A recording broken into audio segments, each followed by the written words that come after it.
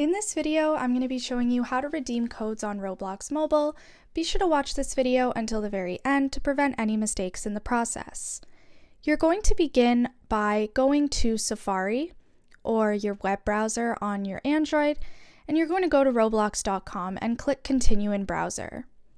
You're then going to log into your account and continue in browser once again. If you're on an iPhone, you're going to click the two A's in the bottom left corner, and you're going to request desktop site. On an Android, there should be 3 dots. You're then going to go to your URL bar, and instead of /home, you're going to do /redeem. And then you can type in your Roblox code and redeem it. That's all there is to it. Be sure to leave a like, comment, and subscribe to the channel. Thanks for watching. See you in the next video.